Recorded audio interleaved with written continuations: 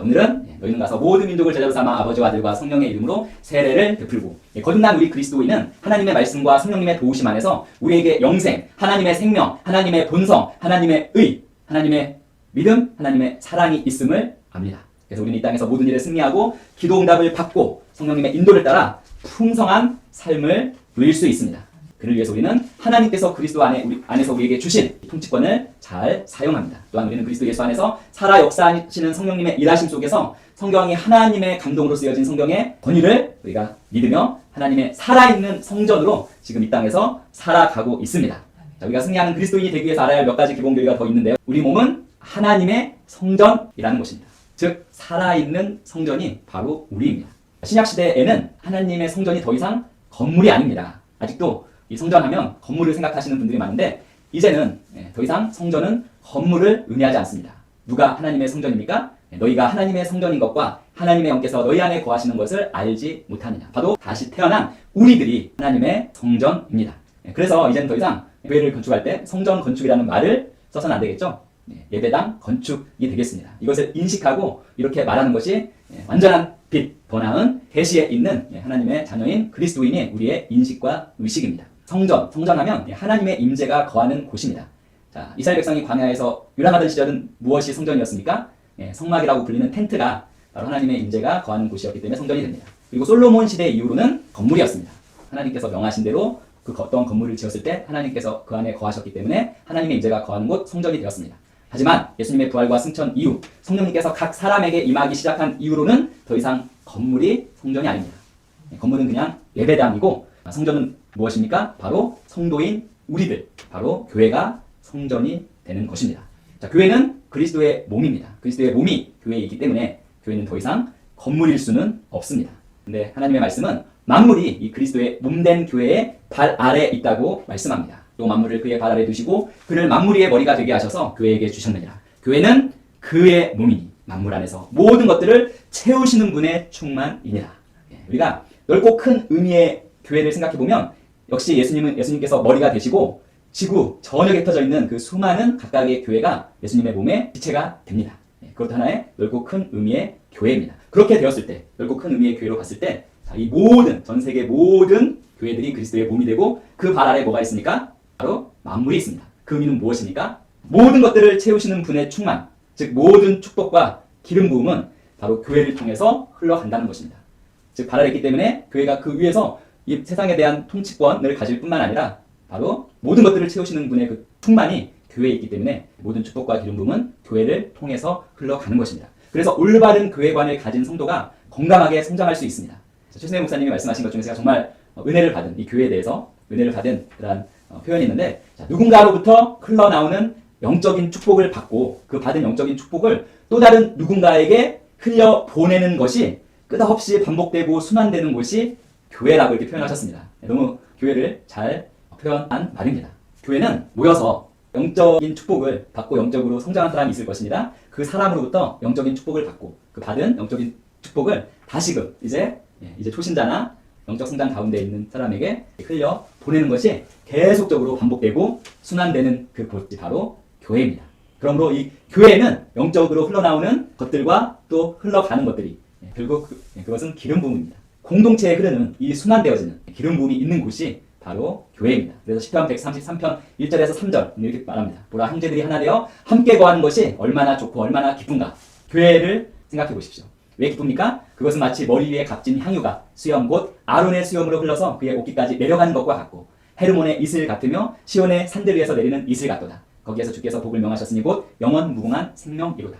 교회라는 공동체에 흐르는 영적인 흐름, 기름 부음이 있습니다. 이것들은 순환되어지고 함께 있을 때 이것들은 시너지를 갖게 되고 그 기름 부음으로 모두가 충만해질 수 있는 그런 은혜가 그런 기름 부음이 있는 곳이 바로 교회입니다. 우리가 거듭나는 순간 우리는 바로 이 교회라는 가족의 한 일원으로 탄생한 것입니다. 교회라는 이 가족의 형제요 자매가 된 것입니다. 그래서 하나님께서 예배하신 축복의 통로인 하나님의 영적인 기름 부음이 순환되고 흘러가고 흘러오는 이 교회에 잘 정착하여 성장하는 것은 하나님이 예비하신 새로운 피조물로 우리가 잘 자라서 정말 상황과 환경을 다스리고 승리하며 말씀이 실제가 되는 삶을 살기 위해서 매우 중요합니다. 우리 교회도 그것을 지향하고 좀 하나님의 임재, 기름 부음이 있는 그런 모임을 갖기 위해서 우리 함께 노력해 나가고 있습니다. 그리고 네, 7번째는 거듭난 그리스도인으로서 나는 영이며 혼을 가지고 있으며 육체 안에 살고 있습니다. 이건 제가 끊임없이 고백했던 것이죠. 속사람은 영과 혼을 의미하고요. 겉사람이 육체입니다. 영은 하나님이시고 말씀입니다. 우리가 결국 하나님의 말씀에 이 혼을 일치시킬 때, 혼이 새롭게 되고 변화될 때 우리의 육체를 다스리고 하나님의 자녀의 삶, 말씀이 실제가 되는 삶을 살 수 있습니다. 그렇게 되면 데살로니가전서 5장 23절에서 말씀하는 화평의 하나님께서 너희를 온전히 거룩하게 하시고 너희의 온 영과 혼과 몸이 우리 주 예수 그리스도께서 오실 때까지 책망할 것이 없게 보존되기를 하나님께 기도합니다. 이 상태가 되는 것입니다. 우리의 영과 혼과 몸이 책망할 것이 없는, 영은 완전합니다. 이 완전한 영, 하나님의 말씀이신 이 영에 우리의 혼이 변화를 받아 새롭게 되어서 일치하게 되면 이 몸은 자연적으로 하나님의 말씀에 순종하고 하나님께서 원하시는 것을 향해서 달려나가게 되어 있습니다. 그럴 때 영과 혼과 몸은 책망할 것이 없는 온전한 상태가 되어집니다. 성도 여러분, 나는 영입니다. 우리는 영입니다. 이 사실을 항상 의식하시기 바랍니다. 우리는 영입니다. 우리는 단지 느낌과 감각의 덩어리가 아니라 우리는 영입니다. 살아계신 하나님의 자녀, 영들의 아버지이시는 하나님의 자녀인 영입니다. 이 혼을 날마다 하나님의 말씀으로, 믿음으로 고백하고 선포하며 묵상함으로 우리의 혼이 새롭게 되고 변화되어서 육을 지배하고 다스릴 때 우리는 하나님께서 우리가 되기를 원하시는 그 새로운 피조물로서의 정체성을 가지고 우리 안에 두신 그 엄청난 잠재력을 잘 활성화시켜서 승리하는 그리스도인으로 살아갈 수 있는 것입니다. 그 8번째, 그리스도인에게는 우연은 없습니다. 8장 1절 4절 보면 바울이 아테네를 떠나서 이제 고린도에 오게 되었습니다. 근데 그 이유가 클라우디오가 황제가 모든 유대인 로마를 떠나라고 명령했기 때문입니다.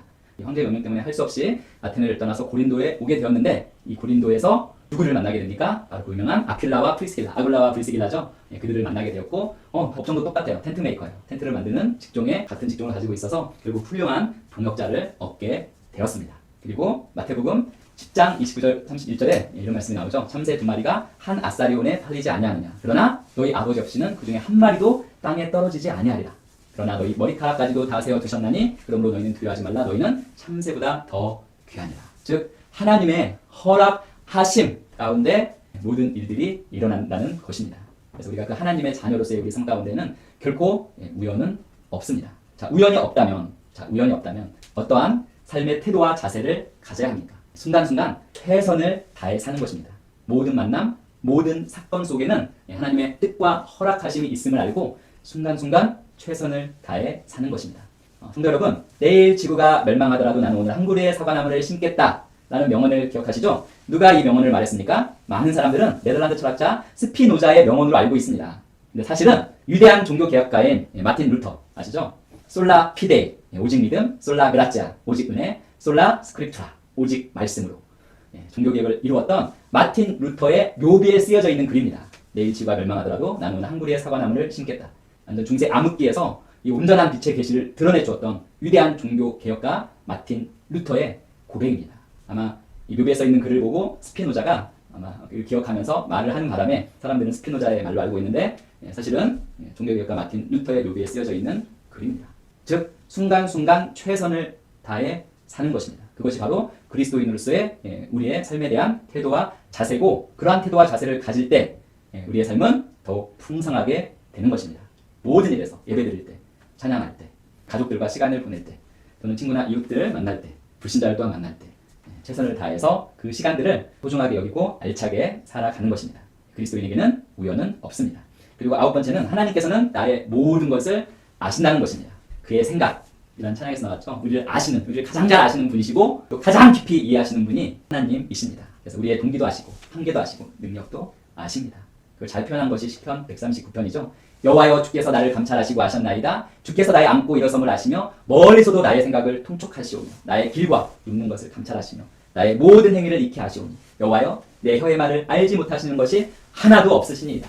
주께서 나의 전우를 들으시며 내게 안수하셨나이다. 이 지식이 내게 너무 기이하니 높아서 내가 능히 미치지 못하나이다.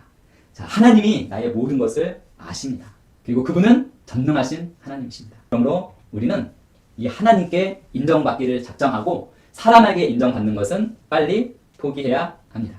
하나님께만 인정받기를 작정하고 사람에게 인정받기를 포기하면 우리는 정말 행복한 삶을 살 수 있습니다. 다윗이 그랬죠? 그리고 바울도 그랬습니다. 바울의 고백입니다. 이는 스스로 칭찬하는 사람이 인정을 받는 것이 아니요 주께서 칭찬하시는 사람이 인정을 받는다고 말했습니다. 그러나 너희에게서나 인간의 판단에 의해서 판단받는 것이 나에게는 아주 하찮은 일이라. 우리는 사람들로부터 인정을 받기를 몹시 원하는데 바울은 그것을 하찮은 일이라고 말했습니다. 실로 그러면서도 더 나아가서 이렇게 이야기합니다. 실로 나도 나 자신을 판단하지 아니하노라. 내가 자책할 것을 아무것도 알지 못하나 이것으로 내가 의롭게 되는 것은 아니니라. 그러나 나를 판단하시는 분은 누구입니까? 오직 주 하나님이십니다. 그러므로 하나님께 인정받기를 힘쓰십시오. 사람의 인정받는 것은 빨리 포기할수록 우리는 더 행복한 삶을 살 수 있습니다. 이 모든 것에 있어서 마지막인데요. 10번째 교리. 바로 그리스도인의 삶의 방향입니다. 그리스도인의 삶의 방향은 복음 전파입니다. 복음 전파가 바로 우리 그리스도인의 삶의 방향입니다. 원래는 삶 자체가 복음 전파하는 것이 되어야겠는데 일주일에 2번, 저는 2번, 사모님은 1번 이렇게 나가서 전도를 하고 있습니다. 일단은 저희 교회 성도를 늘리는 목적은 아니고요. 복음을 전파함으로 그들의 영혼을 구원하는 데 초점을 맞추고 지금 전도를 하고 있습니다. 저희가 강남대에 있을 때는 거의 매일 전도를 했었습니다. 그때는 주로 이렇게 수동적인 전도를 많이 했는데 가판대를 펼쳐놓고 관심 가진 사람들에게만 전도를 했는데 이제는 좀 더 적극적으로 찾아가는 전도를 하고 있습니다. 자, 그리스도인의 삶의 방향은 복음 전파입니다. 복음 전파에 관한 정말 많은 말씀들이 있습니다. 우리가 그리스도인으로 거듭난 순간 우리는 선택받은 자들입니다. 왕 같은 제사장입니다. 거룩한 민족이 되었습니다. 피큘리어 피플이죠. 독특한 백성이 되었습니다. 하나님께서는 우리 각 사람 한 사람을 마치 이전에도 없었고 앞으로도 없을 유일한 한 사람으로 바라보시고 우리를 사랑하시고 우리에게 관심을 갖고 계시는 분이십니다. 특별히 우리 각 사람 한 사람과 교제를 하기를 원하시는 하나님이십니다. 그것이 우리의 존재 목적입니다. 어디서 사람들이 인간의 존재 목적이나 나의 존재 목적, 우리의 존재 목적을 물어보면 바로 우리와 교제하기 원하시는 하나님의 사랑의 갈망입니다. 이러한 존재로 이러한 정체성으로 만들어 주신 이유는 목표는 바로 그의 놀라운 빛으로 들어가게 하신 분의 덕을 너희로 선포하게 하려는 것이니라. 전도에 있습니다. 고린도후서 5장 15절도 마찬가지입니다. 그가 모든 사람을 위하여 죽으신 것은 산자들이 이제부터는 더 이상 자신들을 위하여 살지 않고 자기들을 위하여 죽었다가 다시 살아나신 그분 예수님을 위하여 살게 하는 것이라. 예수님을 위해서 사는 것이 무엇입니까? 예수님께서 명하신 것을 따라서 지키는 것입니다. 명하신 것이 무엇입니까? 너희는 가서 모든 민족들을 가르치고 아버지와 아들과 성령의 이름으로 침례를 주며 내가 너희에게 명령한 모든 것을 가르쳐 지키게 하라. 제가 최근 몇 년 동안 봤던 유튜브 신앙 동영상에서 가장 은혜가 되었던 두 사람이 있습니다. 한 명은 스웨덴 분이신 토벤이라는 길거리 전도자고 한 분은 미국에서 토드라고 하는 둘 다 이름이 토로 시작합니다. 토벤은 스웨덴과 유럽에서 전도하다가 결국 박해를 받고 미국으로 망명 왔습니다. 그래서 유명한 두 명의 길거리 사역자들이 지금 둘 다 미국에 있습니다. 한 분은 토드 화이시고 한 분은 존더버그입니다. 좀 이름이 발음하기 어려운데요. 이분들이 길거리로 나가서 세례를 주고 침례를 주고 방언을 하게 하고 하면서 영혼을 구원하는 그러한 감동적인 그러한 신앙 동영상을 보고 저도 정말 도전을 받아서 전 세계를 다니며 나도 저러한 모습으로 하나님의 말씀을 그리고 복음을 증거해야겠다라고 다짐했습니다. 언젠가는 저와 저희 성도님들 다 함께 그들처럼 우리나라 구석구석 또한 전 세계 구석구석을 다니면서 이 말씀을 실천하는 날이 올 것을 확신합니다. 그리고 역시 마가복음 16장도 마찬가지죠. 모든 피조물에게 복음을 전파하라. 사도행전도 마찬가지입니다. 성령을 받았으면 너희들은 나를 위한 증인이 될 것이다 라고 말씀하고 있습니다. 복음 전파가 그리스도인의 삶의 가장 중요한 방향이고 또 다른 삶의 방향 하나는 바로 하나님의 영광을 찬미하는 것입니다. 그래서 그 은혜의 영광을 찬양케 하려 하심이니라. 이것은 저희가 경배 기도를 통해서 할 수 있습니다. 요즘에는 많은 선교단체들이 경배, 찬양, 임재, 찬양, 경배 기도를 통해서 3시간, 4시간 계속 하나님을 찬양하고 있습니다. 또한 에베소서 1장 마찬가지로 그 영광을 찬양하게 하려 하십니다. 우리의 삶의 방향의 최종 목표는 축복의 통로로서는 복음 전파입니다. 그리고 하나님의 영광을 드러내고 하나님의 영광 가운데 거하는 것, 바로 그 영광을 계속적으로 찬양함으로 우리는 계속적으로 하나님의 영광 가운데, 임재 가운데 있을 수 있습니다. 그래서 거듭난 우리는, 그리스도인인 우리는 하나님의 영광을 위해 남의 유익을 구하며 그리스도를 본받는 삶을 사는 자들입니다. 고린도전서 10장 23, 24절 누구나 자기 자신의 유익을 구하지 말고 각자 다른 사람의 유익을 구하라. 고린도전서 10장 31, 33절 나 자신의 유익을 구하지 아니하고 많은 사람의 유익을 구하노니 이는 그들로 구원을 받게 하려는 것이라. 영혼 구원, 복음 전파, 축복의 통로로서 우리가 쓰임 받을 것입니다. 자, 함께 같이 고백합니다. 우리 신앙의 기본 교리를 확실히 이해할 때 우리는 우리에게 허락되어진 인생의 순간순간을 알차고 보람되게 살아갈 수 있습니다. 또한 우리는 현세뿐 아니라 내세까지도 지혜롭게 대처하면서 살게 됩니다. 하나님이 우리에게 주신 복음 전파에 방향을 맞추고 사는 자가 가장 지혜롭고 행복한 성도입니다. 우연은 없죠? 내일 지구가 멸망하더라도 나는 한 그루의 사과나무를 심겠다고 묘비에 딱 써놓은 마틴 루터처럼 오직 믿음으로, 오직 은혜로, 오직 말씀으로 승리하면서 우리에게 주신 영혼과 이 복음 전파의 방향을 맞추고 사는 하나님의 자녀가 가장 지혜롭고 행복한 성도라고 말씀하고 있습니다. 하나님께서 우리에게 주신 은사들, 지혜를 사용해서 삶 가운데 하나님께서 우리에게 하도록 하신 그 일들을, 세상에서의 일들을 하면서, 바울은 텐트메이커, 브리스길라와 아굴라도 역시 텐트메이커였죠. 하면서 정말 영혼 구원에 초점을 맞추고 알차게 신실하게 살아가는, 그래서 가장 행복한 성도들이 되시기를 예수님의 이름으로 축복하고 기도드립니다.